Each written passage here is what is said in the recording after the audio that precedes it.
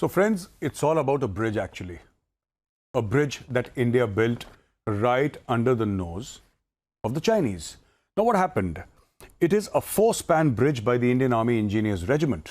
That is number one. So Indian Army's Engineer Regiment does a lot of building and a lot of breaking. And this here on the Galwan River, they built a bridge that is strategically very important to India and a bridge that was a migraine for the Chinese a long time back when it was still in the planning stage. They knew that India will build a bridge, and India did finally build the bridge, thanks to the Engineers Regiment of the Indian Army. Now, it's a 4-span bridge, 3 kilometers from the Shyok-Galwan confluence. The Shyok River and the Galwan River confluence is 3 kilometers from there, and 2 kilometers east of the bridge of Patrolling Point 14 that we all know about. Patrolling Point 14 was where that entire incident happened, where we had 20 martyrs and we fought against the Chinese. That's exactly the point, Patrol Point 14, where it all happened. And now what happens is that it allows Indian infantry to move very fast across the terrain, and also helps Army to protect 255 kilometers DSDBO road. So Daulat Beg Oldi, that is the aim, to get to Daulat Beg Oldi. Now, for a very long time, viewers, we have been neglecting our infrastructure along the border. Why did we do that? A defensive mindset, that if China comes inside, China will be able to use our roads against us. That was the plan all throughout.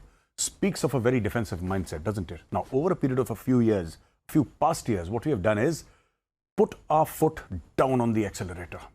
We are building roads, we are building bridges. Day after day, we get miles and miles of road along the line of actual control, which is actually 3,500 kilometers long.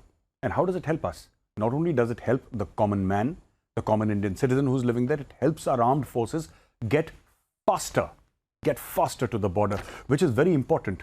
You need to support our fighting troops logistically. How do you do it? By air or by ground? It's not always possible through air, because the army of the opposite side and the Air Force have anti-aircraft weaponry. You do not want to put your Air Force in harm's way unnecessarily. And for daily workload, for daily supply, you need these roads, and also in times of war, which is why this bridge was built, and which is why that 255-kilometer road was built right up to Daulat Beg Oldi. Now, I'm going to tell you that the Indian Army has completed the construction of the bridge, and that China has objected to this bridge, the 64-span bridge, which is near the Patrolling Point 14, where 20 Indian Army personnel were martyred fighting the Chinese, completed on Thursday. So this Thursday, we completed the bridge right under the nose of the Chinese.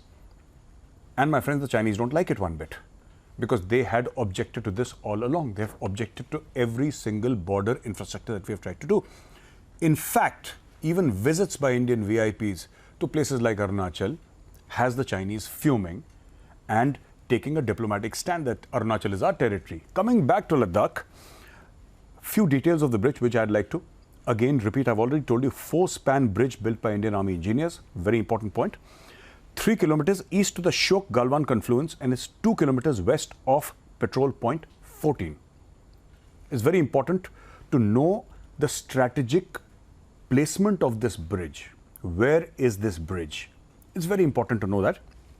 It would always give India a strategic advantage by allowing Indian infantry. So you move fast, you move faster. The person who can move faster to the border, the army that can, logistically sort of supply its troops at a much faster pace, has the upper hand. We talk about surprise in the army. We talk about shock.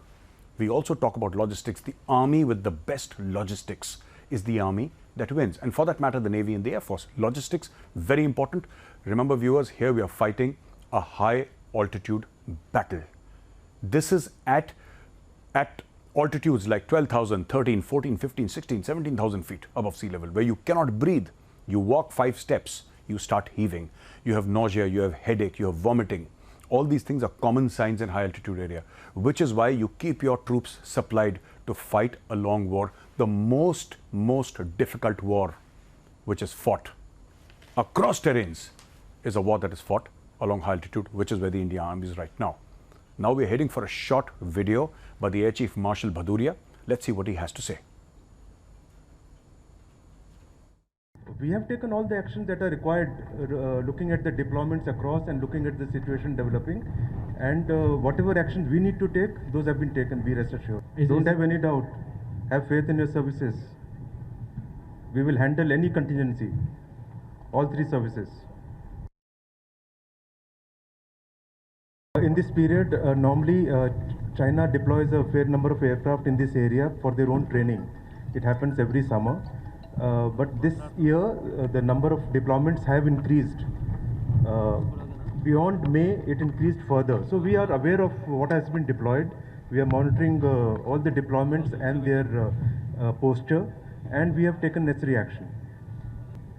We fly whatever is required in response to any situation. It includes combat air patrol when it's required. In this period, normally China deploys a fair number of aircraft in this area for their own training. It happens every summer. But this year, the number of deployments have increased. Beyond May, it increased further. So we are aware of what has been deployed. We are monitoring all the deployments and their posture, and we have taken necessary action. We fly whatever is required in response to any situation. It includes combat air patrol when it's required.